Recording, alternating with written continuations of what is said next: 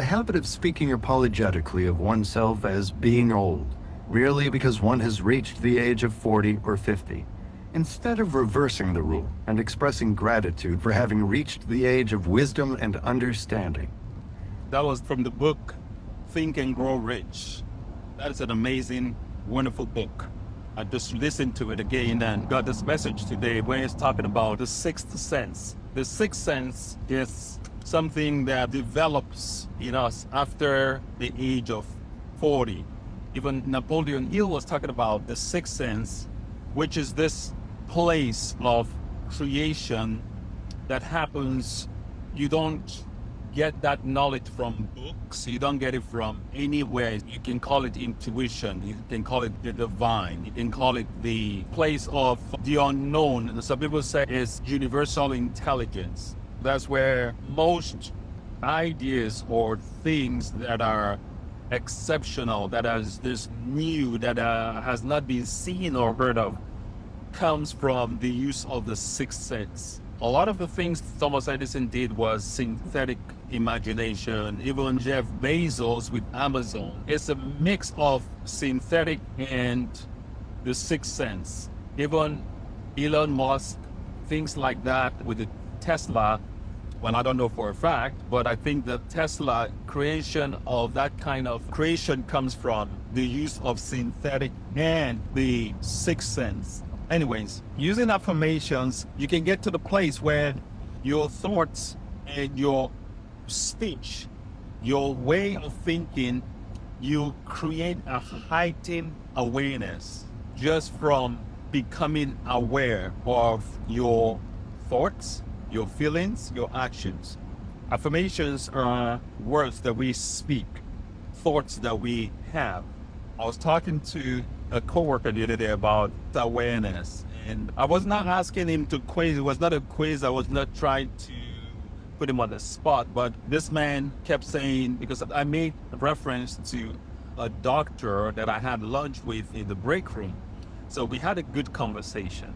I was sharing some information with my coworkers, and they were like, yeah, that doctor is really nice. She's very down to earth. She's nice. She'll have lunch with you and she'll just have conversation. I said, yes, she has a heightened sense of self-awareness. This coworker said, yes, me too. I have a high sense of awareness. So that was what made me ask him that question. What is awareness? He was just looking like a deer in a headlight. And he ended up going to Siri to ask Siri, what is awareness?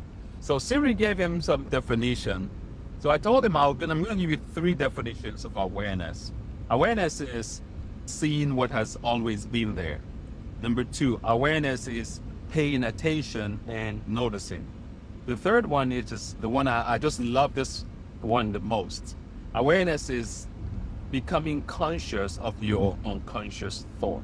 So all day long, we're having conversations in our head. We're having this talk with ourselves. So the talk that you have with yourself is what makes you do anything you do.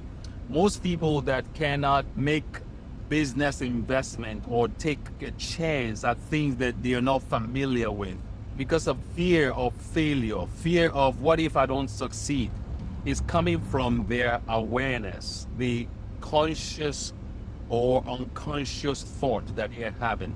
We all have these 2 voices in our head all the time. We are coaching ourselves. Do you know you are the best coach that you can have? You are the best coach.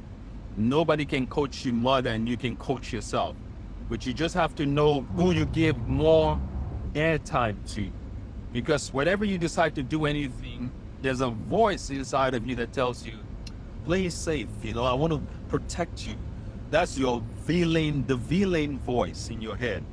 But your hero voice is telling you, look, there's possibilities here. Go for it. Do it. Take that leap. Invest. Go. Take that move. Do something. Because of the fact that it's something you've never done before, it's uncomfortable. When you learn to understand how those voices in your head is controlling your actions, and when you learn how to quiet the voice that does not enhance you to do what you need to do, think about it. How many times have you had unique ideas, very, very unique ideas, right? And you shoot yourself down and say, yeah, that's really no good. But a week, a month, a year afterwards, you see that idea, somebody else has done it. And you're like, wow, I had that idea first. But you let your villain voice talk you out of that idea. You let the villain voice win. And that idea was coming from where? The supernatural, the divine, could be the sixth sense. And the beauty about this sixth sense, when that intuition, when that idea comes, is very soft. There's no pressure. It's very calm voice. Idea will tell you, why don't you do this? Or there's possibilities here. We all have that intuition. We all have that voice. But because of the fact that that voice just doesn't stand boldly in front of you and tell you, you must do this right now because you will succeed or you will prosper. No, that's not how intuition, that's not how the divine, that's not how the sixth sense works. It works all day long. We get ideas all day long. We get intuition all day long. But when you're not aware, this thing goes over your head. It goes constantly going over your head. Every human being has all the ability, all the possibility, all the chances in the world to succeed, to be great at something. We all have that inherent quality in us at birth to be great at something. The only thing is that we let fear, we let that villain voice control, take over, take charge of our actions, of our thoughts. And when that voice takes over your thought, it's crippling. It cripples your creativity, it cripples your ability, it cripples your desire, it cripples your energy, your one power, not even willpower. One power just dies. Let's start crafting, learn techniques, learn the ways to use affirmations to get back that awareness, ability to see opportunities and go for it. So somebody asked me, does affirmation work? I said, the best way to answer that question is with another question. What if affirmations work? What if it does work? What is an affirmation? Affirmation is nothing but words that you speak and thoughts that you're thinking constantly. And man is a thought being. We have about 50 to 75,000 thoughts every day. When you're thinking the same thought all day long and every day, 7 days a week, you cannot have a different outcome. So when you learn to understand the thought that you are having and how to become conscious of your thoughts, so not just conscious, also of your unconscious thoughts. Unconscious thoughts are things, are seeds that have been planted even before we knew what was happening, before the age of reasoning. And that's why a lot of people, pretty much everybody, we do things that we know that is not the best thing for us to do, but we end up doing it anyway. Where do habits come from? Habits come from subconscious programming. Subconscious programming, that's what a habit is. So those habits, things that we keep doing over and over and over, some people want to get a different result, but they don't want to change the habit. If you don't change the habit, how are you going to get a different result? There's something I have worked hard on getting rid of this thing, and I'm getting rid of that word in my vocabulary, which is African time. African time is a cop-out, it's nonsense. People say African time. But if you want to do something, there's nothing like African time. African time is a construct that we created to give ourselves an excuse to be sloppy, to be not responsible, not diligent. So African time is nonsense. Get rid of that thing. If you say things like African time is wrong programming, there's only the time. There's 2 o'clock, there's 3 o'clock, there's 4 o'clock. There's no 2:30 African time. 2:30 is 2:30. It's not 2 o'clock African time. So is a habit that people get into because they make excuses all day long. My last visit to Nigeria, I think it was before COVID. I went to Nigeria in 2019. I was having this conversation with my people, and whenever we set up a meeting, I show up on time, and they tell me African time, that there's traffic, I can control it.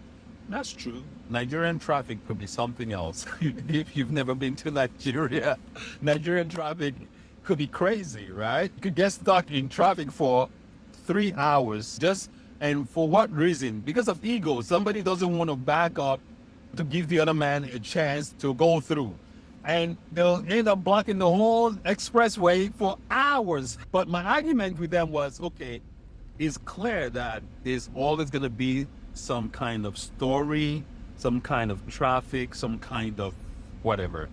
Is it possible that you leave home 2 hours, 3 hours, or figure out a time that gives you plenty, ample chance to get to this meeting because of the unforeseeable issues that might arise? When I say things like that, they look at me like, really? I said, yes, really. So if you can make some adjustments, then this nonsense about African time, giving excuses for everything, this goes out of the window. And for some reason, when I'm in Nigeria, I like to go to places very early in the morning because I know the traffic is very less, or later at night. But they say those are dangerous times because of this and that. But the reality is, that's not true. There's less crimes at very early in the morning and late at night because there's less people on the road, there's less cars on the street. I get to go to places I need to get to early on time, and I take care of my business. So anyways, one thing I want to leave with you before I end this right now is that there are no shortage of information out here in the universe. Whatever you want to accomplish, there's somebody that has done that thing. All you need to do is find out who has done what you're trying to do and follow the footsteps, and you'll get the same result. Follow the footsteps. I've paid a lot of coaches to learn a lot of things that I do. I spent money. I've learned from some great people, some mentors. Some people want to achieve everything they want in this life without getting uncomfortable in their pocketbook. Good luck. That's what I say to you. Ask yourself, where you are now from where you were 5 years ago, is it the same place you are? And if you are the same place, that's where you will be next 5 years from now. Same 5 years from now, still giving the same excuses, the same complaints, the same story. So things will never change if you don't change them. You are the only one that can change your circumstances, that can change your future, that can change your life dramatically. I've attracted a lot of people in my life that if I didn't change my way of thinking, I just know it will be impossible for me to be in those kind of circle. It will be impossible for me to come from Ajegule in Nigeria and I'm living in Newport Beach. I'm living in Orange County. It's going to be impossible if I didn't change my way of thinking, my mindset, the way I perceive things. So anyways, I'm going to end this right now. Join us on the closed Facebook group. Go to the link in my bio. Download my free affirmation. Download my free ebook. Download my free affirmation audios. Even if you don't join the challenge, it's all good. You do you. Do whatever makes you happy. Maybe another time you will be a member, you will be a part of this. But you can get to keep my ebook, get to keep my audios for free, and enjoy and start using affirmation.